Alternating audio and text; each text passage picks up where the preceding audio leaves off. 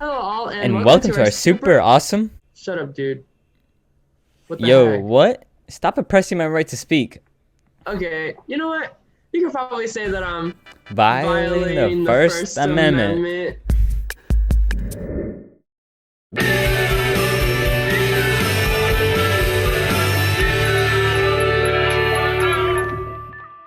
Again, welcome all, and thanks for joining us in this podcast. In this session, we'll be talking about the Constitution's First Amendment, as well as the court cases that argued over the violations of rights, freedom of speech, religion, etc., protesting.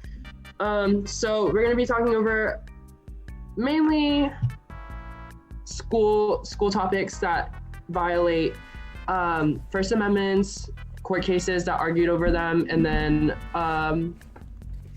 one very like notorious court case that mainly focuses on the First Amendment. So that being said, we'll be starting off with the court case Schneck v. the United States. Alrighty, Kevin. Well, bringing up that court case, let's start off with the big question. What is the First Amendment, and what does it mean to the people? Okay. Thank you for asking that really good question, Victor. The First Amendment protects several basic freedoms in the United States, including freedom of religion, freedom of speech, freedom of the press, the right to assemble, and the right to petition the government. It was part of the Bill of Rights that was added to the Constitution on December 15, 1791. Wow. Okay, well, why is it important is really the big question. So the First Amendment is really important because as a free country, as a democracy, every voter has a right to express their opinion without, government backlash or, being convicted of a crime for just speaking your mind, saying the truth, keeping it 100. Exactly. Well, now we're gonna dig deep and start with, like I brought up earlier, Schneck v. the U.S. I think it's Shank. And we're gonna Shank. Is it Shank? Schneck, Schlong. Skank. Skank. No, I don't want to say skink. Skink. No. Okay.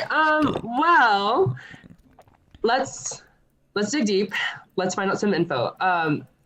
Who was involved in this court case? This argument. Okay. Who were the main people? So in this court case, the Chief Justice was Edward D. White. The author of majority opinion and the author of dissent was Oliver W. Holmes. What happened? What was this court case even about? Okay, so let me give you some background details. During World War I, socialists Charles Schenck and Elizabeth Baer distributed leaflets declaring that the draft violated the 13th Amendment prohibition against involuntary servitude. The leaflets urged the public to disobey the draft, but advised only peaceful action. This is important. Schenck was charged with conspiracy to violate the Espionage Act of 1917 by attempting to cause insubordination in the military and to obstruct recruitment. Schenck and Baer were convicted of violating the law and appealed on the grounds that the statute violated the First Amendment. Okay, well, what do you think about all this so far with, like, the background info, Kevin? I think Schenck was in the right. He was giving out leaflets and was very peaceful about it, so right. Them punishing Schenck and Baer was out of line and, against the First Amendment. So, listen to this, Victor. The court ruled that the Espionage Act did not violate the First Amendment rights. So, They think that it was rightful of them to draft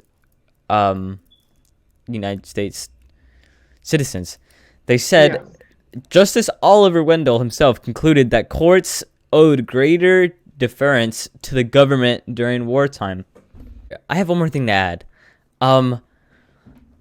Oliver Wendell Holmes argued that words which ordinarily and in many places would be within the freedom of speech protected by the First Amendment may become subject to prohibition when of such a nature and used in such circumstances as to create a clear and present danger that they will I bring was just about the substantive evils which Congress has a right to prevent. yeah. So what I'm hearing is they get to decide when the First Amendment applies to anything. I don't know about you, Victor, but I'm all for First Amendment rights. Me, personally, picture day, I like to dress up as a scarecrow. I do that pretty often. I like to cosplay Okay. Wizard of Oz. Yeah. But yeah, Um, I'm a strong advocate. I'm on Shank's side. so Kevin, like, I mean, if you were put in this position, like, how do you think you would feel in Schneck's position specifically?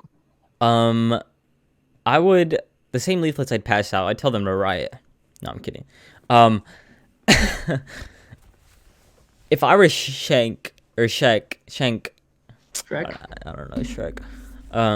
If I were Shank, I would be distraught, obviously, because I had a plan. I knew that I was in my rights to hand out leaflets to disobey the draft, but to be sent Right. to jail because the courts ruled it as like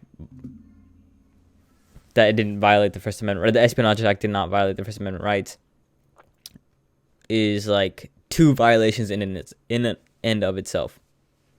Honestly, I don't know what to say. Like, I probably would be super like frustrated with this entire situation. You know what? I'll go back to what you said earlier. I would start a riot because, like, that's just atrocious. Oh my God. I don't even know. Riot.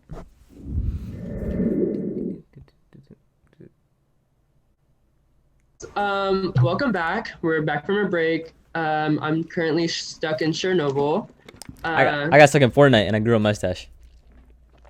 We're gonna be speaking more on the First Amendment, how like it affected not only people but like students, schools, like whole school districts. Okay, Victor, I have some questions regarding this court case. So, who is involved in this, and what was it named again? Sorry. So it's going to be the court case of Engel v. Vitale, and the Chief Justice in question is Earl Warren. He's very notorious around the 1960s, 1970s. He's going to be the Chief Justice in most cases in the U.S. Author of majority opinion is going to be Hugo Black. Author of dissent is going to be Potter Stewart. And just for like more background details, like a New York State Board of Regents authorized like a short voluntary prayer recitation at the start of each school day, like basically enforced it, even though it was voluntary. But there was a group of like organizations that joined in like co-ops, or they joined forces to challenge like this prayer, claiming that it like violated the Establishment Clause of the First Amendment, and eventually like the New York Court of Appeals, they rejected their arguments, these organizations. Oh, interesting. Okay, so let me take my glasses off for this. Okay, so what are your opinions on this, and why was it brought to the Supreme Court? Well, I honestly think that like, even though this was like in the 1960s, this was like a prime example of like a violation of the First Amendment. And my opinion on this personally, like, I think that this is incredibly like wrong. The fact that like even those organizations that even tried to refute these regions that tried to like enforce these voluntary prayers, like I just think it's wrong, because I mean, it's America. A lot of people come in from so many different cultures. Like there's just gonna be like, so many different backgrounds. Mm-hmm. And there's just gonna be like a discrepancy of like, you know, religions. Like not everyone's gonna be the same. So the fact that like this prayer was like just enforced was not right. Yeah, I don't know about you, but I'm a Catholic myself, and I know if my kid was taught a religion that, you know, wasn't practiced at home, I'd feel disrespected, you know, thinking that their religion is right because it's taught in classrooms. Like, I think everyone has to see it from their point of view. Right, exactly. So, I mean, it's just like, I feel as if this court case really sets like a blueprint for how other schools and schools in the future, because this can also tie into like enforcing political opinions. So I just feel like this can set like a blueprint for schools to ensure that they're not forcing own beliefs onto other students, especially just like you said, different backgrounds. Why do you think it was brought to the Supreme Court? There was an evident answer. Like these organizations saw that this was not right and took it to court because, I mean, like we said earlier, different backgrounds, different cultures, different religions. They saw that at this time there was so many like different people coming in, so they felt the need to take this to court, and they were justified for doing so. I agree. So what exactly was the Supreme Court's ruling? Yeah, so the court in the end like ruled that the constitutional prohibition of laws establishing religion meant that the government had no business drafting formal prayers for any segment of its like population to repeat in like a government sponsored religious program. I mean, the significance like really about this, the court was able to like rule out in the end that like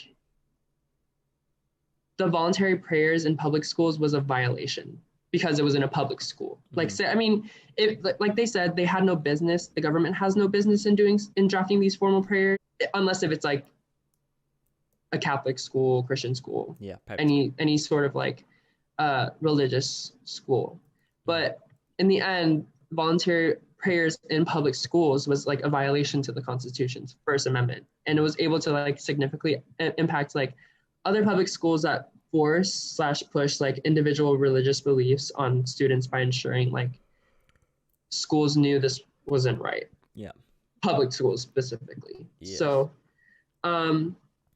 yeah, this, like I said before, this court case really set like a blueprint for schools in the future, public schools in the future. I have to reiterate that. That's why it would be a landmark case, right? Right. Most definitely. Got it. Thank you so much for coming to our podcast. We thoroughly enjoyed speaking on such important topics in regards to our rights. Yeah, I completely agree with you here, Kevin. This was a very much needed discussion, and I hope that we were able to provide further insight on the court cases that we were